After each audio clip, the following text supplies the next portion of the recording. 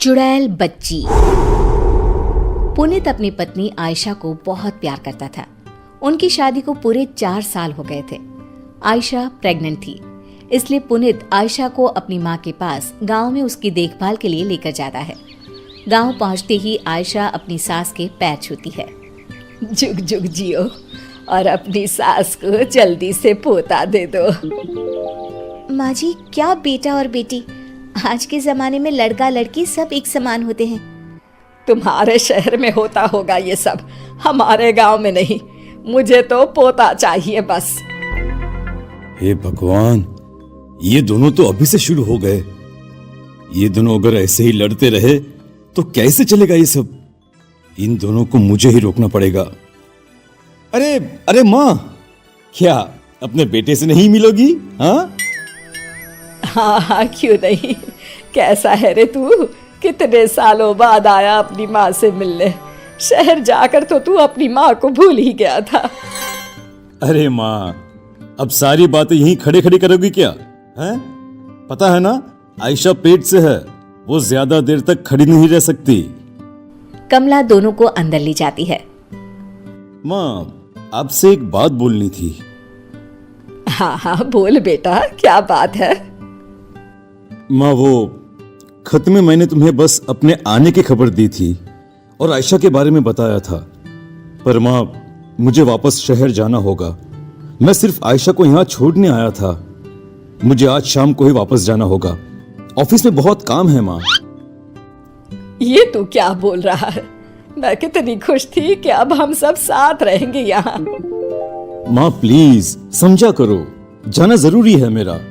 और माँ, तुमसे अच्छी सेवा आयशा की कोई और नहीं कर सकता, है ना? शाम होती ही पुनीत वापस शहर चला जाता है। आयशा का पूरा टाइम चल रहा था। उसको कभी भी कुछ भी हो सकता था। कमला अपनी बहू की खूब सेवा करती थी, उसे अच्छा अच्छा खिलाती थी और आखिर वो दिन आ ही गया। आयशा की तबीयत आज कुछ ठीक नहीं थी। मैं अभी दाई को बुला लाती हूँ, तुम अपना ध्यान रखना बहू। कमला दाई को बुला लाती है और कुछ ही देर में आयशा बेटी को जन्म देती है। बेटी हुई है, इतना बोलकर दाई वहां से चली जाती है। बेटी का नाम सुनते ही कमला को बहुत गुस्सा आने लगता है। इसको मैंने पहले ही कहा था, मुझे पोती नहीं पोता चाहिए, फिर भी इसने मुझे पोती दी। आधी रात को जब सभी सोए हुए थे, कमला चुपचाप उठती है। बच्ची अपनी माँ के पास सोई होती है। कमला बच्ची को उठाकर बाहर कुएं के पास ले जाती है। तभी बच्ची रोने लगती है। कमला उस बच्ची को कुएं में फेंक देती है, पर आयशा ये सब देख लेती है। माँ जी, ये आपने क्या किया? मेरी बच्ची आपने इस कुएं में फेंक दी। मुझे मेरी बच्ची चाहिए। मेरी बच्ची ला कर दो मुझे। अरे रोना बंद कर, अब देखना, अब की बार ना लड़का ही होगा। अपनी सास की ये बात सुनते ही आयशा वहीं दम तोड़ देती है।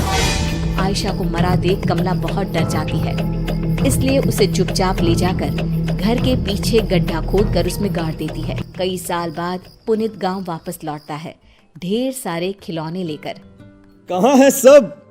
आयशा! अरे माँ, कहाँ गए सब? हे भगवान, मुझे भी उठा ले। ये दिन देखने से पहले तूने मुझे क्यों नहीं उठा लिया? माँ, क्या बात है? आप ऐसे क्यों बोल रही हो? और हाँ, आयशा और मेरी बच्ची कहाँ है? आपका खत मिला था मुझे, आपने बताया था ना मेरी बेटी हुई है, कहाँ है वो? वही तो, मेरी बहू और पोती अब इस दुनिया में नहीं है। कुछ दिन बाद ही बच्ची मर गई। बहू ये बर्दाश्त नहीं कर पाई और उसने भी अपना दम तोड़ लिया। और तू अब आया है कितने सालों बाद। क्या? ये आप क्या कह रही है माँ? माँ, आपने मुझे पहले क्यों नहीं बताया? मैं अपनी बच्ची की सूरत भी नहीं देख पाया। मैंने तुझे इसलिए नहीं बताया कि तू शहर में परेशान ना हो जाए। और अब मैं तेरी दूसरी शादी करूंगी, देखना, वो बहू मुझे जरूर पोता देगी। पुनीत का रो रो कर बुरा हाल था। रात का समय था। उसकी नजर खिड़की से बाहर तारों पर थी। उसे नींद नहीं आ रही थी। तभी खिड़की से एक चुड़ैल बच्ची झांकने लगती है। पापा, पापा मुझे बचा लीजिए। कौन है वहाँ?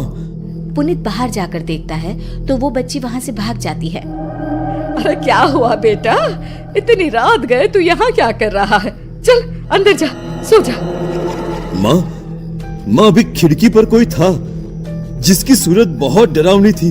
वो मुझे पापा बोलकर पता नहीं कहाँ गायब हो गई। अरे ये गांव है बेटा, गांव में आए दिन छलावा घूमते रहते हैं, मतलब भूत चुड़ैल।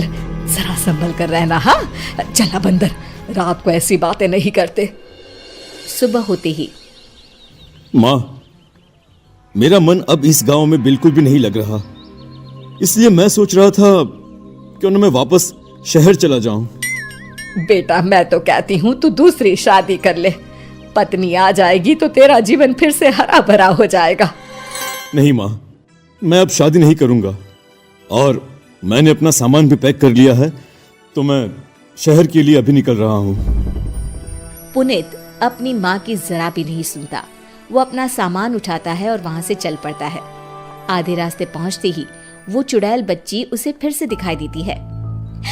पापा मुझे बचा लो, मेरा बहुत दम घुटता है। इतना बोलकर वो बच्ची वहाँ से भागने लगती है। तभी पुनीत उसे आवाज लगाकर रोक लेता है। रुको, कौन हो तुम और तुम ये क्या बोलती रहती हो? मुझे बचा लो, मुझे बचा लो।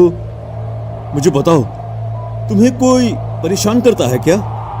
तब उस चुड़ैल बच्ची की आंखें लाल हो जाती है। तुम्हें ठीक से सुनाई नहीं देता क्या? मैंने पापा भी बोला था। ये तो चुड़ैल है, पर ये चुड़ैल बच्ची मुझे पापा क्यों बोल रही है?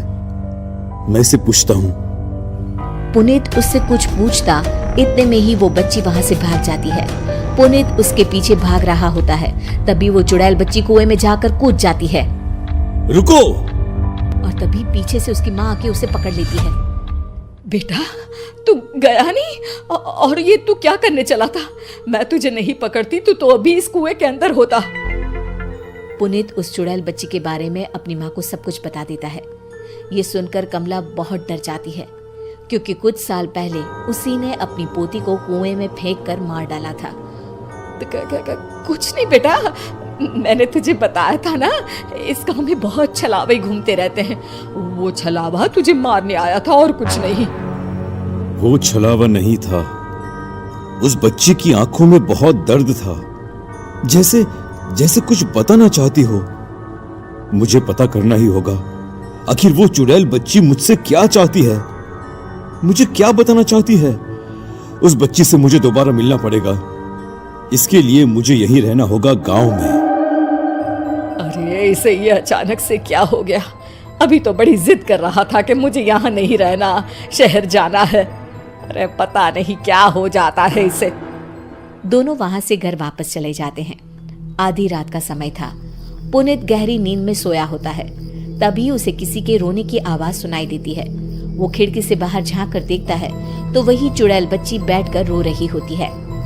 लगता है यही सही मौका है उस बच्ची से बात करने का। पुनीत उस बच्ची के पास जाता है। पापा मुझे बचा लो, मुझे बहुत घुटन होती है। बेटी क्या बात है, मुझे नहीं बताओगी? और तुम मुझे बार बार ये पापा पापा क्यों बोलती रहती हो? क्योंकि आप मेरे पापा हो। ये सुनकर पुनीत चौंक जाता है। क्या? ये तुम क्या बोल रही हो? मेरी तो कोई भी बेटी नहीं थी। पापा शायद आप भूल गए, आपकी एक बेटी थी जिसे पैदा होते ही आपकी माँ यानी मेरी दादी ने मुझे कुएं में जिंदा ही फेंक दिया, क्योंकि उन्हें पोती नहीं चाहिए थी। मुझे कुएं में फेंकते हुए मेरी माँ ने देख लिया और ये देखते ही मेरी माँ ने वही दम तोड़ दिया। किसी को कुछ पता ना चले इसलिए दादी ने चुपचाप घर के पीछे मेरी माँ को गाड़ दिया।